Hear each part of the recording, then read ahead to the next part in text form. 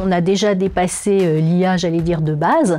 On est passé à l'Agentic AI, donc l'IA autonome, ce qui est assez à la fois enthousiasmant et aussi effrayant pour tout le monde, parce qu'on a moins de maîtrise encore. Donc c'est en tout cas la manière dont il le présente.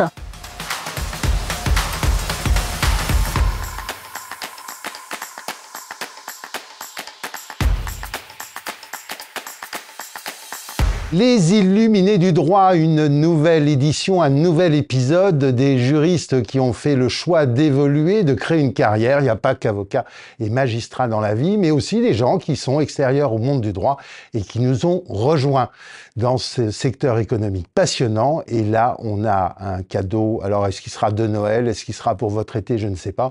Mais on a l'immense, en tout cas, moi, j'ai l'immense privilège d'accueillir aujourd'hui Cora Bargès. Bonjour Cora. Bonjour Stéphane. Alors, rédactrice en chef et créatrice de Juristes Associés, un écosystème du droit que j'ai eu la chance de découvrir quand je suis revenu dans cette profession après 15 ans et qui m'a appris plein de choses. Comment ça fait d'avoir presque 30 ans, je crois, aujourd'hui? Absolument, ça fait 30 ans pratiquement que Juristes Associés existe et que cet écosystème se développe. Comment ça fait? Ça fait plutôt bien, je crois. Alors, en plus, ça vous laisse le temps de faire plein d'autres choses dont on va parler, parce qu'il n'y a pas que le droit dans la vie. Vous êtes aussi photographe, vous publiez aussi des bouquins autour de la photographie. Et donc, on va retracer un petit peu votre histoire pour inspirer nos auditeurs, que l'on remercie au passage, et remercier aussi Open Law et Carnov qui nous permettent de coproduire ce programme. Alors, au départ, il y avait une jeune lycéenne à Claude Monet qui tout d'un coup s'inscrit en droit par défaut, par plaisir, par rêve. Par défaut, par hasard. Par hasard. Par hasard. J'ai eu une bourse pour le droit. C'était mon 3e choix. Donc je suis allée... C'était quoi les premiers et deuxièmes? Histoire et philo. D'accord, quand même. On reste un petit peu dans la Histoire et fibre. philo, et bon, c'est le droit. Donc je suis arrivée à Paris 1 complètement par hasard, ne sachant absolument pas en quoi consistait le cursus. J'ai demandé où il y avait de l'anglais, on m'a dit droit international. J'ai dit alors allons-y pour le droit international. Déjà la fibre internationale à l'époque et l'envie de voyager en fait, Oui, c'est ça. La curiosité de cultures différentes. Tout à fait, c'est ce qui a motivé mon choix. Donc j'ai fait à peu près tout ce qui était peu juridique, enfin peu juridique, j'exagère, qui était en tout cas international, le droit de la mer, le droit de l'espace. J'ai presque fait une thèse en droit de l'espace. Ah bah écoutez, on vous accueillera chez De Gaulle Florence avec plaisir, puisque c'est... Ça y a longtemps. Alors nous, l'espace, on a demandé à nos clients ce qui allait se passer demain quand ils allaient dans l'espace. Donc il y a un peu de droit de l'espace, mais il n'y a pas que ça. Alors pourtant, vous n'avez pas rejoint la profession du droit. Qu'est-ce qui s'est passé? Pas de rêve d'avocat, pas assez international, magistrature non plus? Non plus. Ce que je voulais, c'était devenir journaliste. Et un de mes profs m'a un peu pistonné pour un stage au groupe Expansion et j'y suis restée. Donc, grande époque du groupe L'Expansion avec le magazine L'Expansion. Le magazine L'Expansion et le magazine L'Entreprise qui fêtait ses 5 ans à l'époque où j'y étais. Et je suis rentrée pour un stage de 3 mois et je suis restée 3 ans et demi. 3 ans et demi, donc avec des rubriques que vous aviez en main et déjà une vue de l'entreprise et du droit ou pas? J'étais débutante, donc pas en main.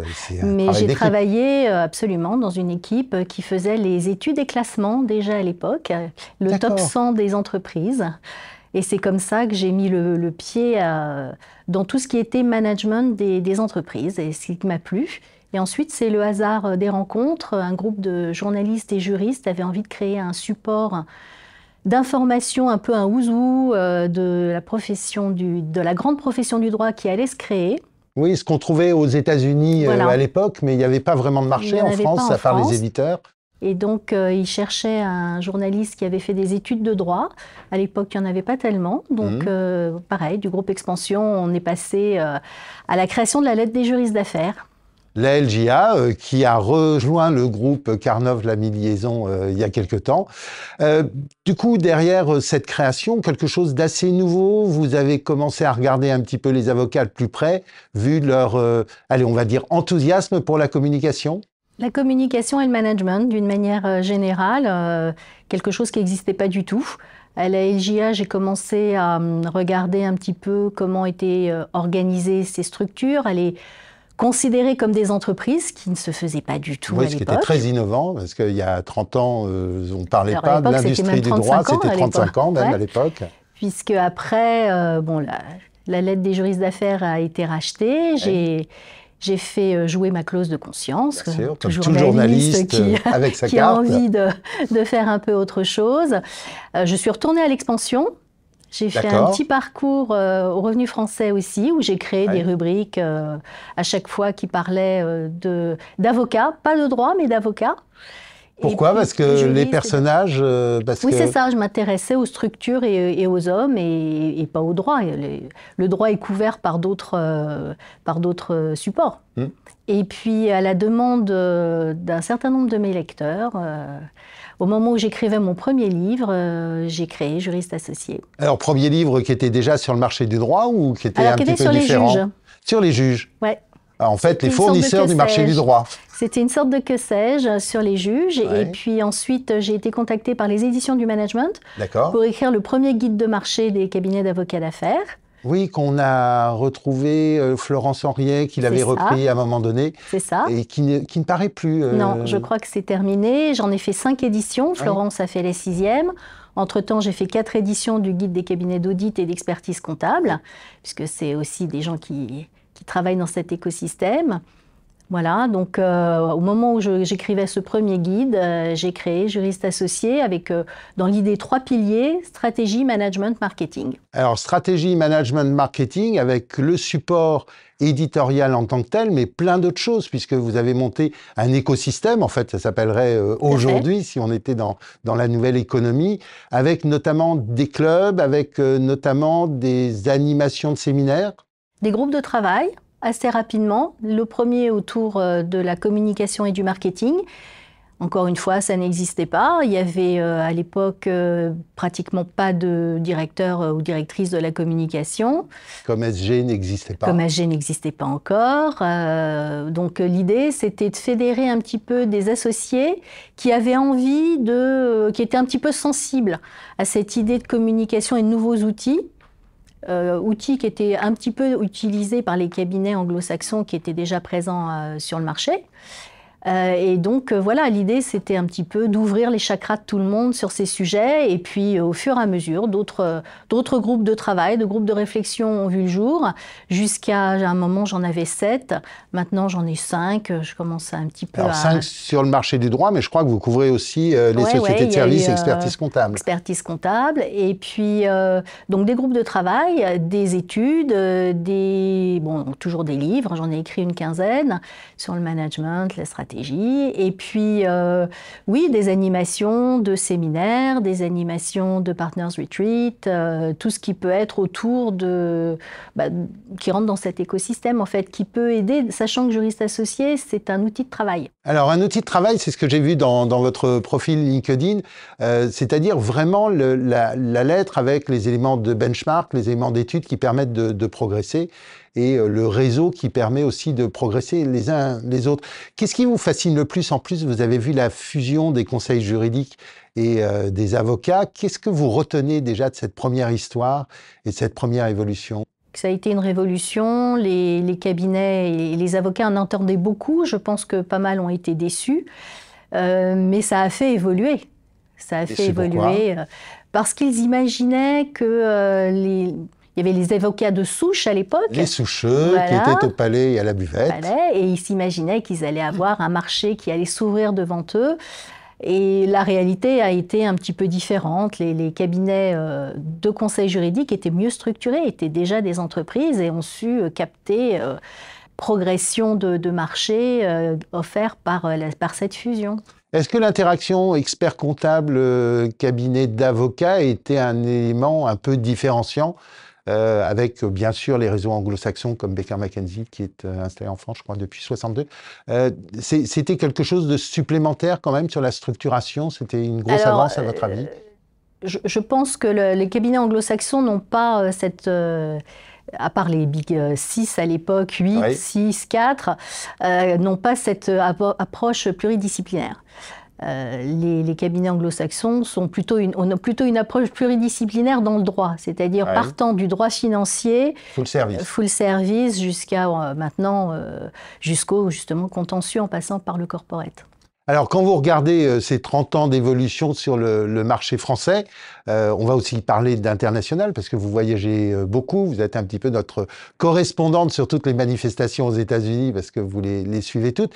Qu'est-ce qui se dégage si vous regardez le marché français évoluer versus nos amis américains qui ont une véritable industrie du droit? Véritable industrie du droit, mais je dirais qu'en 30 ans, le gap s'est comblé. D'accord.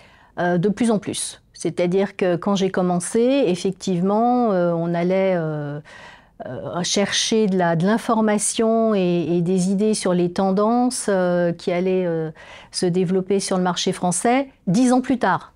Aujourd'hui, allez, peut-être 3 ans.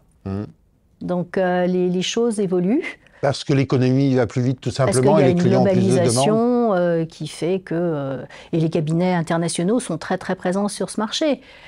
Donc le gap vraiment se comble, les tendances vont très très vite, alors il faut dire que ça va très très vite partout.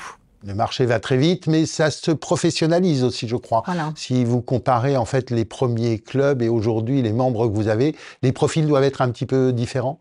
Alors, il y a des groupes de managing partners, donc là, les profils sont les mêmes partout, sauf que ça s'est féminisé beaucoup. Oui. Donc ça, c'est aussi une évolution notable de la profession qui n'est pas pour me déplaire. Les discussions de ce fait ne sont pas les mêmes, ne sont plus les mêmes. Donc ça, c'est aussi un atout intéressant, une évolution intéressante. Ça veut dire élément nouveau, on n'est plus uniquement sur la rentabilité. Alors on est sur la rentabilité, mais on n'en parle pas de la même façon. Et puis il n'y a pas que la rentabilité. Et puis il y a d'autres choses qui sont prises en compte. Il y a une approche aussi qui est plus humaine. Ça a l'air d'être un lieu commun que de le dire, mais en fait, pas du tout. Il y a un peu de Moyen-Âge quand même. Donc... Voilà, on a beaucoup évolué. Et puis, le groupe, notamment du marketing, effectivement, là, les profils se sont complètement professionnalisés. Là où avant, j'avais que des avocats ou très peu d'autres profils, aujourd'hui, il n'y a pas d'avocats. Ou il y a d'anciens avocats qui se sont reconvertis. Mais sinon, ce sont effectivement des profils de marketeurs, de communicants. Et ce groupe étant, à l'inverse, très féminin, commence à se masculinise, absolument. Oui, parce que j'ai le souvenir d'avoir été le seul garçon le jour où je suis arrivé. Donc, Voilà, donc il y en a un petit peu plus maintenant, parce que je crois que le business développement est plus l'apanage de ces messieurs. Je ne sais pas pourquoi, mais en tout cas, ils occupent... Ouais, ça veut dire qu'on était plus communication avant, et puis on plus a marketing et business évolué développement maintenant. Vers business développement. Alors marketing, justement, est-ce qu'on va jusqu'à aujourd'hui avoir des profils de clients, avoir des cabinets qui travaillent vraiment sur la réalité du marché, enfin le vrai marketing, pas la com? Oui. Aujourd'hui, vous avez des cabinets qui travaillent sur leur portefeuille et l'analyse du portefeuille avec des outils. Il y a évidemment, avec des outils qui leur permettent d'affiner, de voir un petit peu qui, quand, comment, où, combien de temps, pour combien, etc. Oui. Enfin de l'industrie. Enfin de l'industrie, je ne sais pas si c'est de l'industrie, en tout cas une approche plus professionnalisée. Vous revenez des États-Unis, de la grande semaine à New York. C'était les deux, trois tendances, à part les bruits de couloir sur Trump et le fait qu'on a quand même maintenu certains panels dont il était question que l'on se sépare. La Legal Week. Exactement. Oui, la Legal Week a pris la suite du Tech Show. Ouais. Pendant des années, c'était le Tech Show, la Legal Week depuis quelques années. Alors, on a peu parlé de Trump, même dans les couloirs, parce que les gens étaient plutôt tétanisés, même dans les couloirs. Mais c'est vrai, vous avez raison, les workshops sur la diversité, l'empowerment des femmes, et l'impact des nouvelles technologies sur les plus jeunes ont été maintenus. Donc, les quelques tendances, c'est qu'on a déjà dépassé l'IA, j'allais dire, de base. On est passé à l'Agentic AI, donc l'IA autonome, ce qui est assez à la fois enthousiasmant et aussi effrayant pour tout le monde. Pourquoi effrayant? Parce qu'on a moins de maîtrise encore. Donc, c'est en tout cas la manière dont il le présente. Ouais. Le rôle des jeunes générations et des attentes des jeunes générations, notamment en termes de technologie. Donc ça, c'est une tendance aussi... On a parlé d'éducation parce que j'ai toujours été surpris. Donc nous, on avait un très beau projet avec Paris 2 de M1, M2 de Legal Engineer, qui est avec les frais écoles d'ingénieurs. Et on en avait discuté avec des Américains qui nous avaient dit « mais c'est génial, vous êtes les premiers à faire ça ». Et j'étais étonné qu'à part une université dans le fin fond de l'Arizona, je crois, il n'y ait personne qui s'intéresse vraiment à cette formation comme pleine et entière. Alors aujourd'hui, il y a quand même des réflexions assez poussées sur le fait que les jeunes générations de juristes doivent être formées de manière à la fois traditionnelle, mais aussi à l'utilisation de tous ces nouveaux outils qui vont leur permettre d'aller à la fois plus vite, mais pas seulement, d'aller aussi en profondeur et de leur permettre d'être des sortes leaders. Parce que l'idée, c'est ça, c'est de tirer vers le haut. L'IA, c'est un outil, ça ne va pas remplacer les juristes, mais ça va leur permettre d'être encore meilleurs. Donc, on peut se réjouir de ça. Il y a une petite question sur la formation des jeunes juristes quand même, où finalement les cabinets voudraient, comme les entreprises, avoir des vieux directement, donc il y aura quand même un petit débat. C'est pour ça que certains disent on n'a plus besoin de juniors parce qu'on peut utiliser les outils d'IA, mais la plupart pensent quand même que ne serait-ce que pour... Senior. Exactement, le junior est un futur senior et si on ne recrute pas des juniors, eh ben on n'aura pas de seniors et donc il n'y aura pas de relève. Et il n'y aura plus de marché du droit, ce qui serait un peu dommage, notamment pour nos amis américains. Alors ça, c'est le côté, je vais dire, pas la face émergée de l'iceberg, parce que tout le monde connaît aussi votre côté artistique et malouin. On commence par Saint-Malo ou par les expos? Saint-Malo. Saint-Malo, donc nous, on se croise là-bas. On se croise là-bas, ouais. Comment ça se fait? Comment vous n'êtes pas bretonne, encore une vous? fois, le hasard. Hein. Le hasard. Comme pour Juriste Associé, où il fallait de l'intuition et un peu de chance et beaucoup de travail, Saint-Malo, ça a été à l'occasion de la création de Juriste Associé. J'ai eu 15 jours de vacances, je ne savais pas où aller, je suis allée à Saint-Malo et voilà. Et vous êtes tombée amoureuse. Exactement. Et il n'y a pas très loin de vous, Carole Xueref, à qui on dit bonjour, qui était à au bout de ma rue. Oui, au bout de votre rue, et qui puis était qui était présidente du Cercle Montesquieu. Tout à fait, et à l'époque directrice juridique d'Essilor. Du groupe Essilor. Donc ça, c'est Saint-Malo, les attaches, et donc la radiographie se fait là-bas. La radiographie s'écrit là-bas, pas toute seule, elle s'écrit là-bas tous les étés, absolument. Et puis, il y a les voyages, il y a l'Inde, il y a le Japon. Alors, au départ, je pense professionnellement, mais toujours avec un appareil photo, en fait, c'est votre secret? Toujours avec un appareil photo. La photo m'a accompagnée depuis toujours. En ayant étudié la photo en parallèle ou pas du tout? Non, non. Intuitif? Oui, toujours. Et maintenant, ça devient, depuis un peu plus de 10 ans, c'est devenu une autre activité en parallèle. J'ai ma carte de journaliste, mais aussi ma carte de photographe. Et puis, vous êtes plus libre que les avocats pour avoir des activités parallèles, donc ça c'est cool. Et voilà, c'est comme vous l'avez rappelé tout à l'heure, des expos, des bouquins, des voyages, beaucoup. À l'occasion, j'essaye de mixer les deux. Donc à l'occasion de déplacements plus pour juristes associés, je fais des photos en permanence. De toute façon, j'ai toujours un appareil photo avec moi et tout est prétexte à regarder un peu autrement et le monde et ce qui m'entoure. Quand on vous accueillait, d'ailleurs, vous faisiez des photos de l'atrium de nos amis de Carnot. Cet élément, en fait, c'est une aération, c'est une liberté, c'est... C'est un poumon, ouais, c'est la respiration. L'activité artistique, elle est utile pour s'aérer et puis... comme je vous le dis, voir le monde autrement, ce qui permet aussi d'écrire autrement, je crois, quand on ouvre... Alors j'allais demander pourquoi il n'y a pas de photos dans le Juriste Associé? Il y en a. Ouais, mais quand même, c'est très sérieux. C'est un journal sérieux, mais en même temps, j'essaye de temps en temps, notamment dans les rubriques plus culturelles, dans les escales que je peux écrire, je mets des photos. Et puis le site a beaucoup de photos, on essaie quand même d'aérer aussi. Et puis maintenant, il y a les suppléments qui justement permettent de mettre des photos. Et puis voilà, il ne faut pas non plus trop mélanger. Les activités, elles se complètent, on va dire. Le jardin secret un peu à part, maintenant il est moins secret. Hein. Moins secret. Prochaine expo, demain?